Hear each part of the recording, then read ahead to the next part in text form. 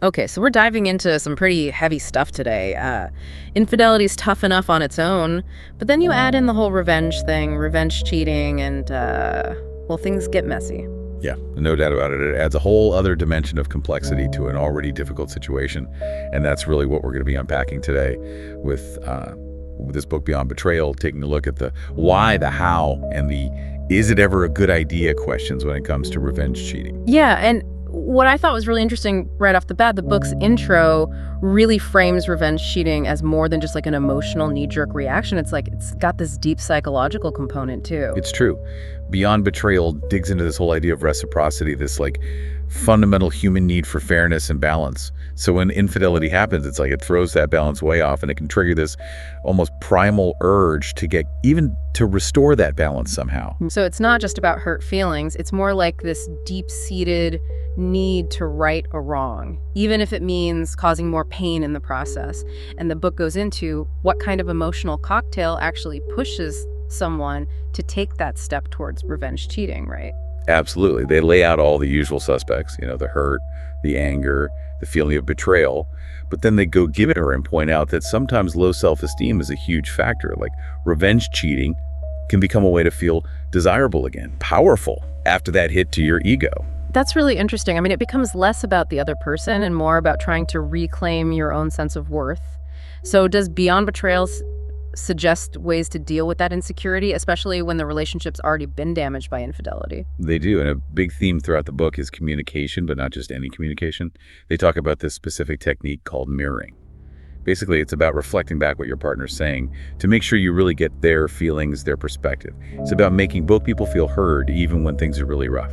Right, because if you can't express your hurt or if you feel like your partner just isn't listening, it's easy to see how that could push someone towards something more drastic. So this mirroring thing, have you used that in your own work with couples? I have, and it can be really powerful. It's not always easy, especially when emotions are running high. But when couples actually commit to that, to truly hearing each other, it can really open up a path to reconciliation. But Beyond Betrayal also recognizes that sometimes the desire for revenge is so strong that communication alone just isn't enough. So in those situations, what does the book suggest? Well, it's not about saying revenge is okay. It's about getting to the root of it. The book argues that instead of just labeling revenge cheating as wrong, we need to see it as a symptom of something deeper going on. Dr. Esther Perel, she's a well-known relationship therapist.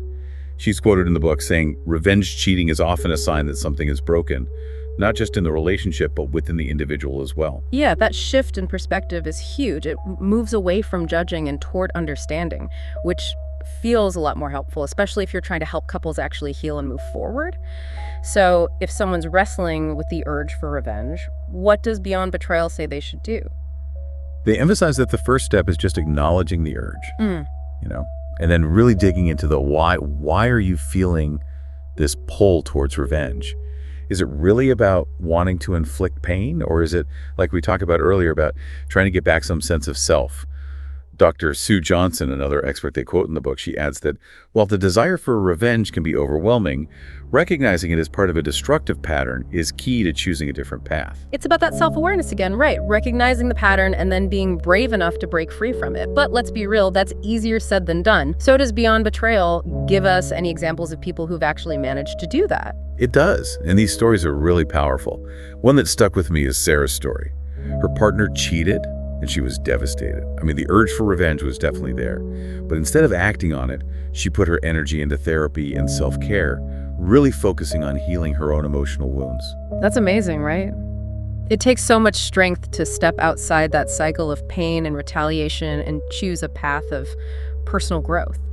So instead of getting swept up in the whole revenge thing, she chose to focus on herself. I'd love to hear more about her story. What were some of the key takeaways from Sarah's journey in Beyond Betrayal? Well, one of the things that came out in therapy was that Sarah had this pattern of looking for validation from her relationships. Beyond Betrayal highlights how this pattern, which actually stemmed from stuff in her childhood, made her more vulnerable to her partner's infidelity and also fueled that initial desire for revenge. So it wasn't just about getting over the betrayal, it was about addressing these deeper issues that were affecting her self-worth. It's like breaking the cycle takes on a whole new meaning. It's not just about avoiding revenge in this one situation. It's about building a foundation for healthier relationships going forward. Did Beyond Betrayal talk about other people who managed to step off that revenge path? They did, and Alex's story is another one that's really compelling. He had this struggle with low self-esteem and a history of not communicating well in his relationships, and it led him down that same path of wanting to retaliate when his partner cheated. I think that feeling of wanting to inflict the same pain you've experienced is something a lot of people can relate to. But it sounds like Alex, like Sarah, realized that real healing has to come from a different place. So what was Alex's journey like, and what helped him break free from that urge for revenge? So Alex's journey, as they describe it in Beyond Betrayal, it really shows how powerful self-reflection can be, and really taking ownership. Through therapy, he realized that his urge for revenge, it was coming from this deep-seated fear of being vulnerable. He had all these walls up around himself, which made real intimacy really difficult. Wow, so instead of dealing with his own pain and fears, he was kind of pushing them outward and just continuing that cycle of hurt. Did he eventually find a way to break free from that? He did. And Beyond Betrayal really emphasizes that the turning point for him was when he started to really prioritize open communication with his partner. Instead of bottling everything up or just lashing out, he started expressing his needs and his fears honestly and directly. So he was taking those communication tools from the book, like that mirroring technique, and actually using them in his relationship. That must have been so tough, especially with the trust already broken. It was, and Beyond Betrayal doesn't try to pretend it's easy. It acknowledges that rebuilding trust after infidelity, it's a long and difficult process. But Alex's story, and Sarah's too, they show that it's possible. The book actually says, choosing to forgive doesn't mean condoning the behavior. It means choosing to release yourself from the grip of anger and resentment. That's such a powerful statement. It's not about forgetting or brushing the hurt under the rug. It's about finding a way to move on without letting it consume you. Yeah. Did Beyond Betrayal explore how people can start to rebuild trust, both in themselves and in their partners, after going through something like infidelity? Oh yeah, absolutely. They offer a bunch of different strategies, but one that really jumped out at me was this idea of creating a relationship contract. Basically, both partners clearly lay out their needs, their boundaries, and their expectations for the future. It's like building a new foundation based on honesty and accountability. That sounds like a really practical way to start rebuilding trust, like a roadmap for the healing process. It's not about pretending the past didn't happen, but about making a conscious decision to create a different future. Did Beyond Betrayal have any other advice for people trying to repair their relationships after infidelity? One thing they really emphasized was self-care. Beyond Betrayal reminds us that healing from infidelity is not just about the relationship, it's about taking care of yourself too. They suggest things like journaling, meditation, spending time in nature, or doing things that bring you joy. Yeah, it's easy to get so caught up in all the drama and pain that you forget to take care of yourself. Beyond Betrayal seems to be promoting this idea of a holistic approach to healing, looking at both the internal and external factors that contribute to relationships falling apart. Exactly. They're really emphasizing that real healing, it means going beyond just addressing the symptoms you have to get to the root causes. Understanding your own patterns, your partner's patterns, and how those dynamics led to infidelity happening in the first place. So let's say someone's listening to this and they're realizing that they might be falling into some of those unhealthy patterns. What does the book recommend they do? Because identifying the problem is one thing, but what's the next step? Well, that's where getting professional guidance can be so helpful. Beyond Betrayal really encourages seeking therapy both individually and as a couple. A therapist can provide a safe space to explore those deeper issues and develop healthier ways of coping. They even have a quote in there that says, "Sometimes we need an objective perspective to help us see the patterns we're caught in and guide us towards a more fulfilling path." It's like having an experienced guide to help you navigate through those tricky relationship issues. Therapy can be such a powerful tool for self-discovery and growth for both individuals and couples. But what about people who aren't ready for therapy, or maybe can't access it? Does Beyond Betrayal offer any other options? It does. They highlight the importance of support systems like talking to trusted friends, family members, or even joining support groups. Sometimes just talking to someone who gets it, can give you that sense of validation and encouragement. And there's something really powerful about knowing you're not alone in this, realizing that other people have faced similar challenges and come out stronger on the other side. It can be incredibly inspiring. Beyond Betrayal seems to be placing a lot of emphasis on the importance of community and connection in the healing process. Yeah, they definitely do. And they also acknowledge that rebuilding after infidelity is not a quick fix. It's a long process. You'll have setbacks, moments of doubt, times when that temptation to fall back into old patterns feels really strong. So how does Beyond Betrayal suggest dealing with those inevitable challenges? One strategy they recommend is practicing mindfulness. Basically, it means paying attention to your thoughts and feelings without judging them, allowing yourself to experience them without getting swept away by them. It's about creating some space between the trigger and your reaction, which can help you make more conscious choices even when you're feeling really emotional. So instead of reacting impulsively, you're taking a pause, reflecting, and choosing a response that aligns with your values and goals. It sounds like Beyond Betrayal is really advocating for a shift in perspective, moving away from that blame-shame cycle and towards a more compassionate and understanding way of approaching relationships. That's a really good way to put it. The book argues that while infidelity is definitely painful, it can also be a chance for growth, both for individuals and for the couple.